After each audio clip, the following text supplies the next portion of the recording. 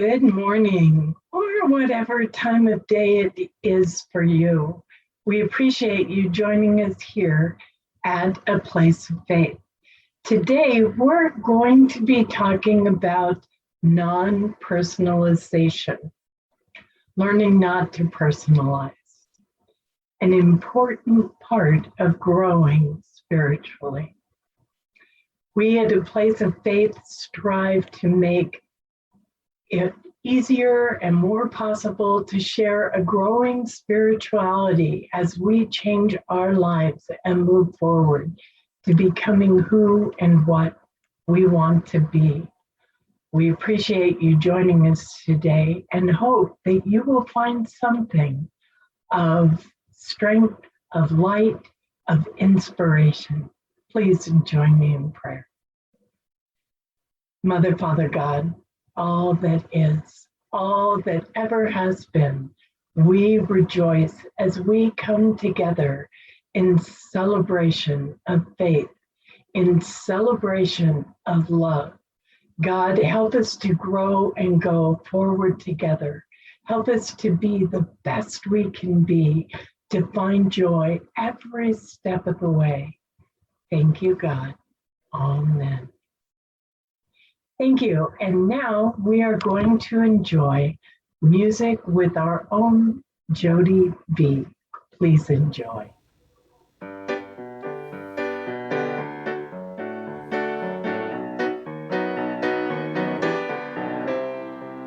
My whole life has changed since I've been made free.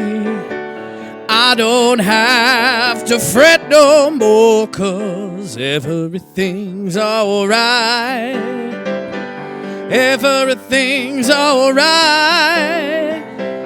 Everything's alright. Oh, it's alright with me. With me. With me. Yeah. Well, I've got peace of mind. I've got just what I need. I don't have to search no more, 'cause everything's alright. Everything's alright. Everything's alright. Oh, it's alright with me. With me. With me. Yeah. Well, I have no more doubts, and I have no more fears. Every last bit of my hate is gone, so that everything's alright. Everything's alright. Everything's alright. Oh, it's alright with me. With me. With me. Yeah. Well, my whole life has changed since I've been made free. I don't have to fret no more, 'cause everything's alright. Everything's alright. Everything's alright. Oh, it's alright with me. With me. With me. Yeah. I said now everything's alright. Everything's alright. Everything's alright. Oh, it's alright with me.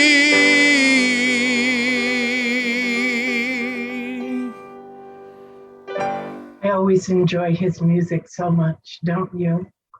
So as promised, we are going to talk about the principle of non-personalization. Now, that's kind of an interesting play on things, isn't it? Going non-personalization instead of personalization. So let me talk a little bit about personalization. When I personalize something, I make it all about me. When I personalize something, then I believe that I am the cause and the effect of whatever is going on around me. Perhaps you've had an experience. The one that comes to mind first for me is driving in traffic. Have you ever been driving along and somebody cuts you off and you take it personally? How dare they do that to me? How could they do that to me? Or sometimes it might be a matter of, if I invite you to go somewhere and you tell me, no, I'm not going to be able to make that. I'm tied up on that day. And personalizing that, I might say to myself, oh no, they don't like me or they don't want to be with me or around me. And of course, I'm kind of having fun with it. But when we're personalizing the things around us, it oftentimes is not fun. Personalizing something could mean that I feel like I'm imperfect or I'm a mistake or nobody really likes me. They're only pretending to like me. And then I start to gather evidence that supports that situation, that maybe it is my fault or it is about me when it really isn't. Personalizing like this can really impede our ability to develop and grow spiritually. When we start believing that we have some kind of a negative impact in the world, or that we're not as good as everyone else, or that everything is our fault, it brings a shadow into the awareness spiritually that we're growing into. It's like, yes, higher power, I accept you and I want you to love me except for this part. I know this part isn't lovable. And that's not the way spirituality, God, your higher power really works. If you hold back some, you're not completely connected. So I don't know if you're familiar with the book, The Four Agreements by Don Miguel Ruiz, but I'm going to reflect on an idea he presented as the second of his four agreements. His agreement is, don't take anything personally. And what that means, that nothing that other people do is really because of you. Going back to that demonstration of the car cutting us off that many of us can relate to, chances are that person really didn't even see you, didn't even know that you were there, but you take it personally, like they hate you and they're cutting it up, not necessarily, but you can take it personally. It raises your blood pressure, it makes you angry, and it might even compel you to get revenge or to do something really stupid in return. It takes you out of your true self, being who you truly are. Hopefully at this point, you are coming to realize that the truth about you is that you are good, that you are lovable, that you have gifts to share with the world. And when we're developing spiritually, that's the truth we want to stay in. That's the person that we want to be.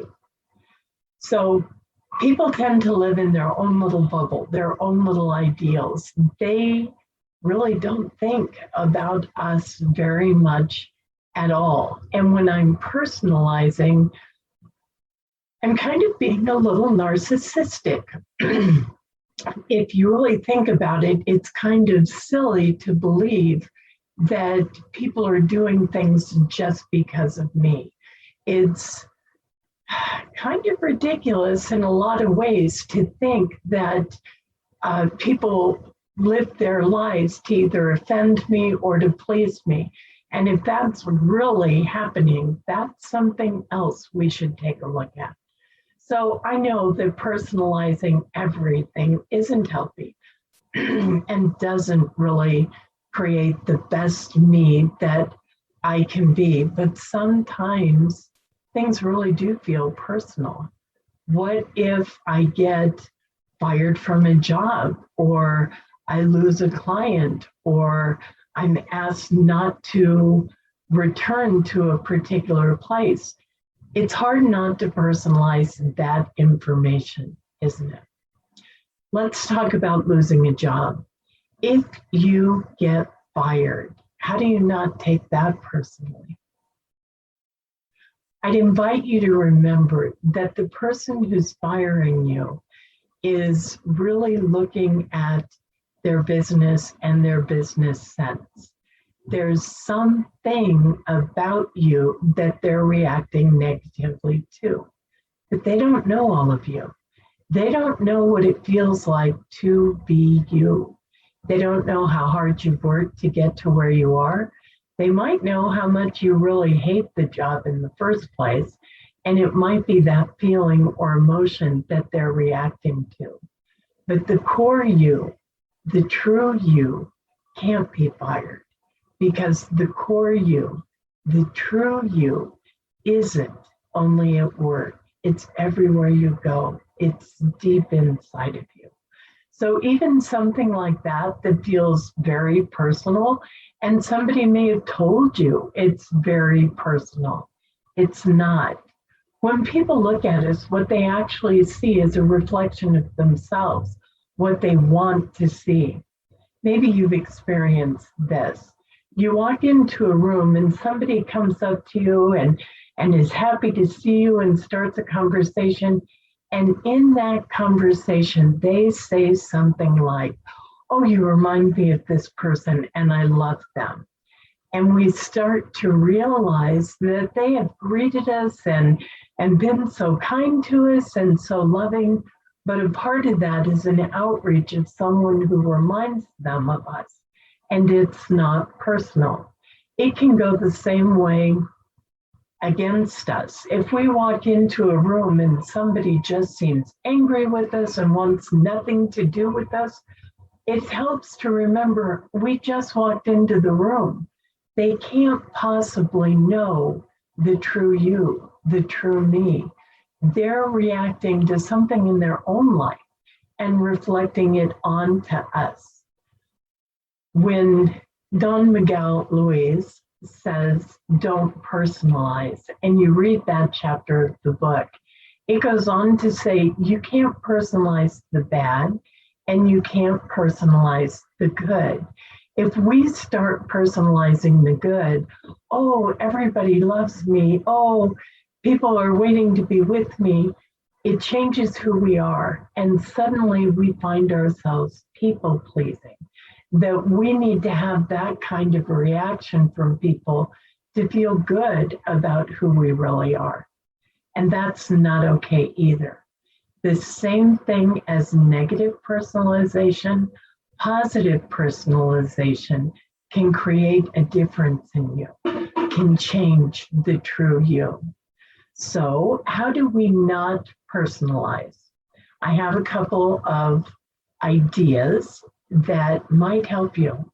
And hopefully you'll come up with your own ideas and share them with us in the comments of this video. One of the big ones is don't catastrophize. If one bad thing happens, I have an example. Let's say I'm making chili for a chili cook-off, and I serve chili to 50 people. And I win first place, or I'm waiting to see if I've won first place. People tell me, "Oh, your chili was great. It was perfect. Seasoning was unbelievable." But one person says, "That wasn't real chili. The meat was tainted," or whatever. What I hear is the meat is tainted. Even if I get first place and everybody loves me, I can catastrophize off that one comment that one thing that was said. I can buy that as truth and use that to gather evidence. Everyone else was lying to me. I know the meat tasted bad. That guy told me I didn't deserve first place. And I've started to make it into a huge catastrophe. Isn't it funny how we listen to that one negative voice? It kind of goes back to what I was talking about on gathering evidence. If I'm secretly worried that my chili isn't good enough, and that's kind of random, but let's go with it. If I'm secretly worried about it and people tell me, oh, it's good, it's great, that one person that says, I didn't like it, has just given me evidence to support my negative belief.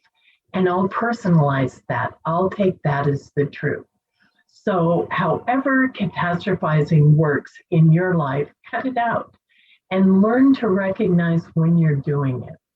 One way I know is if I start using cognitive distortions. When I start saying everybody or always or never or no one, I realize I'm lying to myself. That's not true. First of all, I don't even know everyone. And I'm taking what happened in one situation and growing it to be a much larger situation. That's catastrophizing. So it's important to figure out, do you do this? And if you do, how are you going to stop it? One great way is to balance it out in reality. Take it into prayer. Maybe write about it. How many people actually did or said this? How much is reality based and how much did you do in your mind by personalizing it?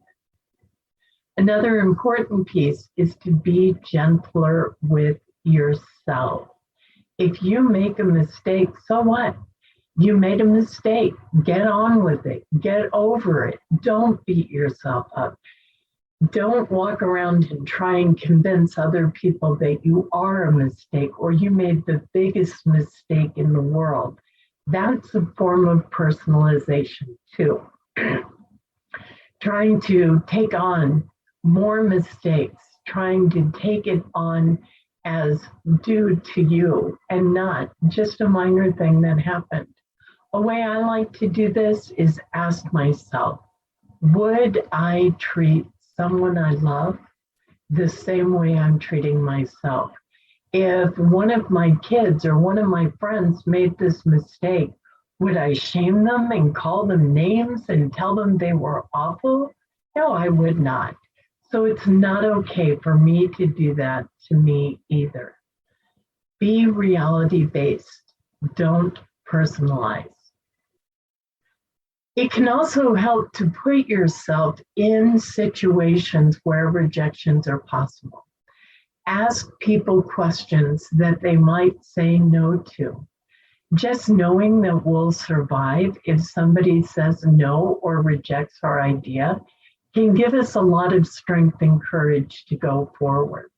I've met people who seriously don't invite anyone to do anything because they're afraid they couldn't handle the rejection. They feel like if someone said, no, I'm busy, I can't, that would mean nobody liked them or nobody cared for them. If you're going through some of this, it can help you to put yourself into situations where people will say no and realize it isn't the end of the world. It isn't the end of your friendship. Don't personalize. Sometimes people have other things going on. And believe in yourself. Believe you have the capacity to become someone who doesn't personalize things. Believe you have the capacity to be rejected, to go into a situation, to get embarrassed, and be able to brush it off, to move away from it, to move forward from it. Non-personalization. One of the biggest key points to achieving successful non-personalization is simply to learn to love yourself and who you are. The better you feel about yourself on the inside, the less impact people on the outside will have on you. The less impact that silly driver weaving in and out of traffic will have on you. You won't say, how could he do this to me? You'll say, wow, she's really driving badly. I hope everything is okay. Same situation, different reaction. Non-personalization.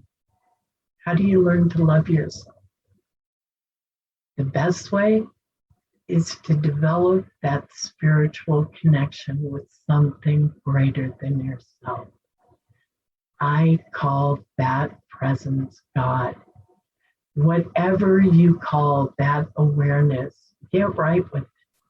Get right with yourself. If there's something that you're doing that you don't like about yourself, quit doing it.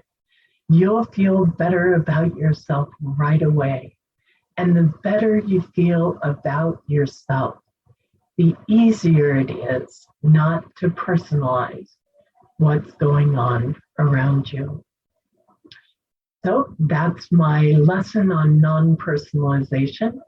I really hope you got some tips, some ideas that you can grow forward with, because I know you're worth it. I know that you really are amazing. I invite you to please join me in prayer. God, we give thanks as we learn and grow together, knowing that you are with us. God, we affirm that there are no mistakes, that you do not make mistakes, that we have value and light and love, that we are worthy and have so much to share. God, help us to go forward with the wherewithal to know each person is perfect in their right, just as we are. And so it is. Namaste.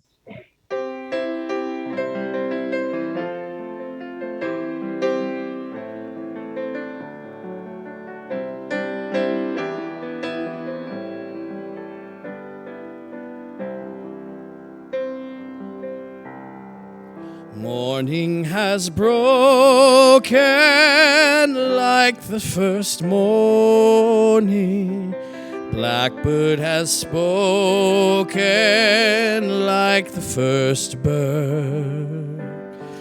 Praise for the singing, praise for the morning, praise for them springing fresh from the word.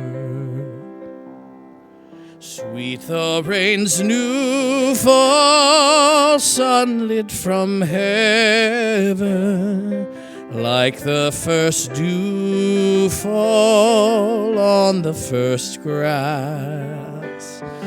Praise for the sweetness of the wet garden, sprung in completeness where his feet pass. Mine is the sunlight, mine is the morning, born of the one light, Eden saw play. Praise with elation, praise every morning, God's recreation of the new day.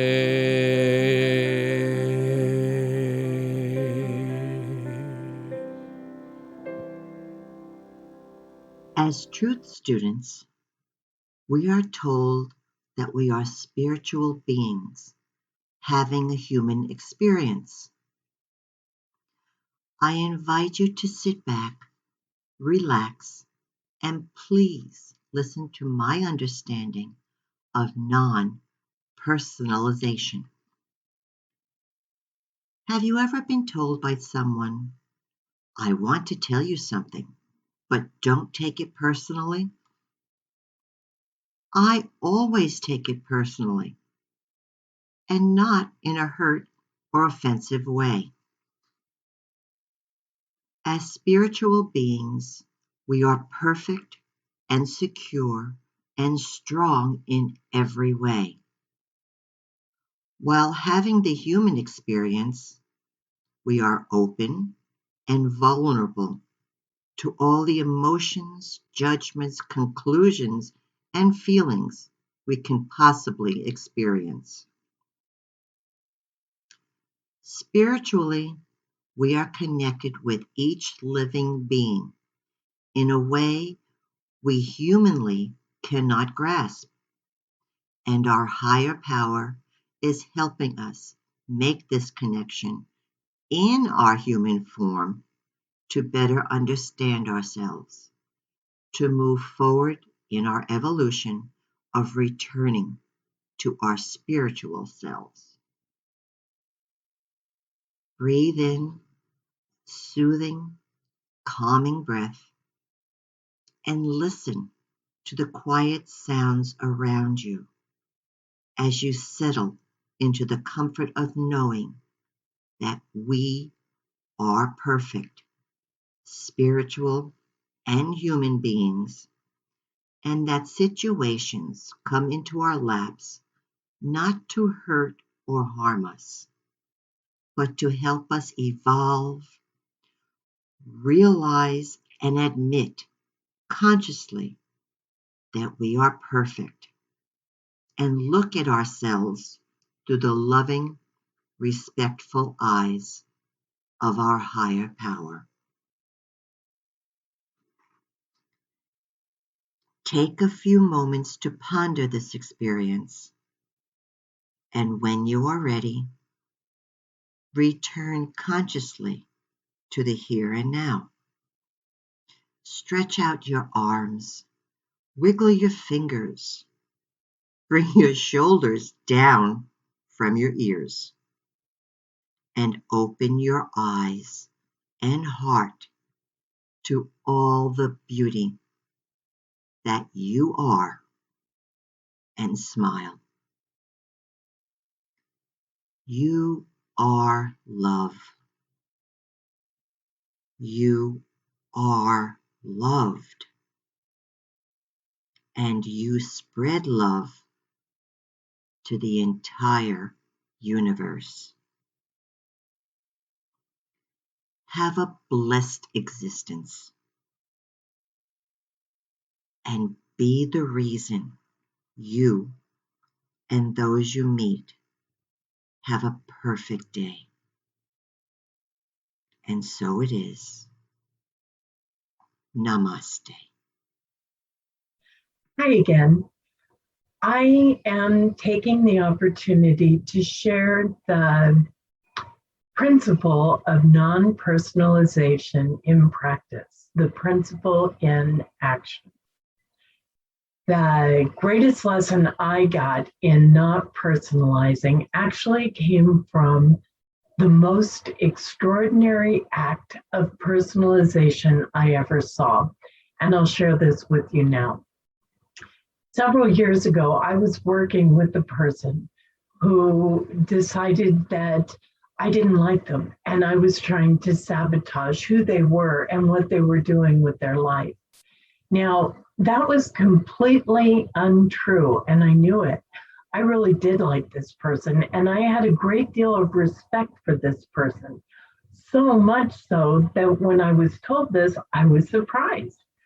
How could you not know how I feel? And I invited that person to state their case, to present what they were talking about, because this person kept telling me, I have proof, I can prove it. Well, how could someone have proof of something that was completely untrue? So I invited this person to go ahead and bring into a group situation their proof and present their case, mainly because I was curious. Well, this person brought out a list of 38 separate events I'm pretty sure that every single one of those events actually happened. However, not a single event listed had anything to do with that person. This person suggested that I had refused to come to work on a day that was very important for them. The reality was I had been unable to go to work because of a family emergency, which I did not share with this person. Another one that came up, if I remember correctly, was that I had worn this person's least favorite color on a day when this person had a presentation to make. And this person had decided I did that simply to derail them as they were making their presentation. The list went on and on, just like that. Like I said, I'm pretty sure that everything on that list actually happened, but the reality, my reality, was not a single item listed had anything to do with this person. I learned through a blatant example of over-personalization just how easy it is to change reality and how important it is not to personalize. Today, I tell the people in my life, if you want me to take something personally, you need to tell me. I mean this personally about you because I try not to personalize anything at all. So I thank you for sharing our show, for being a part of the Place of Faith. I invite you to like, comment, share this video. We really have an intention of working with people who are in recovery and maybe reconnecting with their families, with their loved ones, and with their spiritual selves. However, we hope that our lessons are of value to everyone involved. Please share, like, and subscribe. It helps us, and we hope we've helped you. God bless.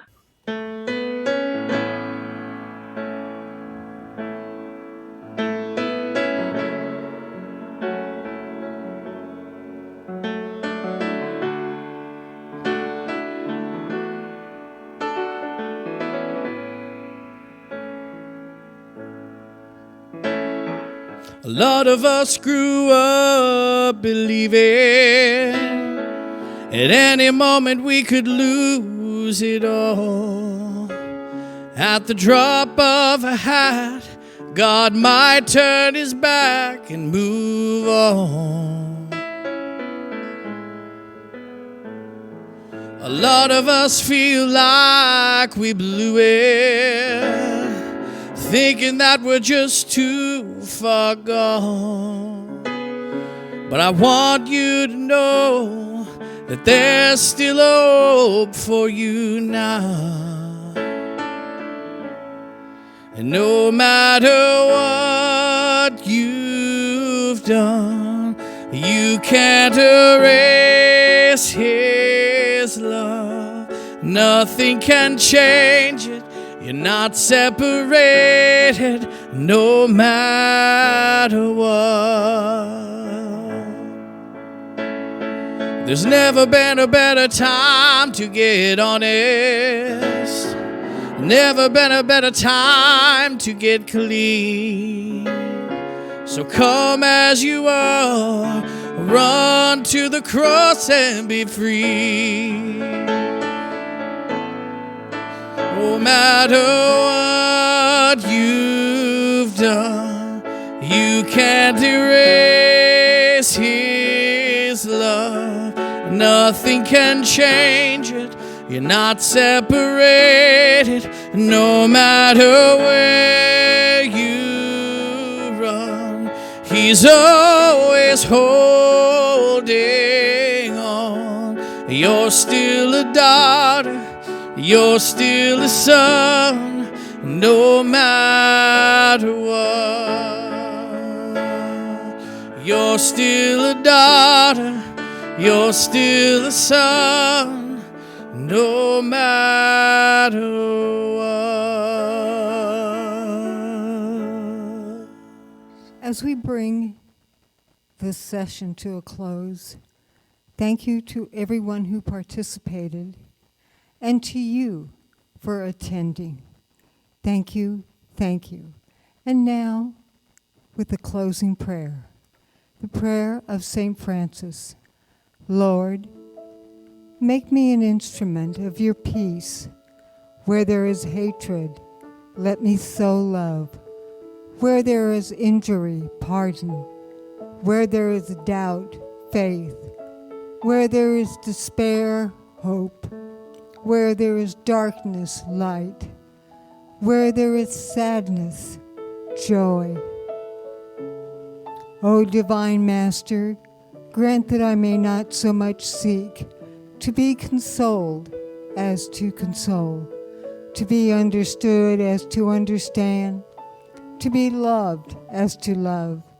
For it is in giving that we receive, it is pardoning that we are pardoned, and it is dying that we are born to eternal life.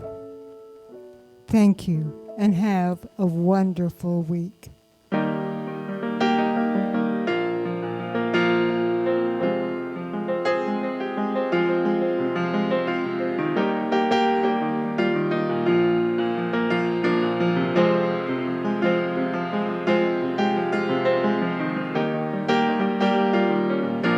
Being in recovery means being of service.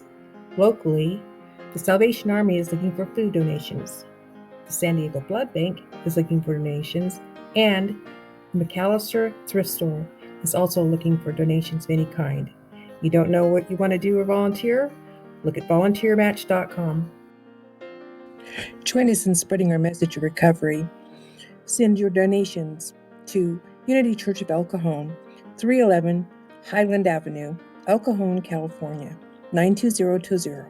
Be sure to put in the memo, it's for a place of faith. You can donate online as well at unityofelcajon.org. There's a donate button. It's safe and secure. We want to work with your organization.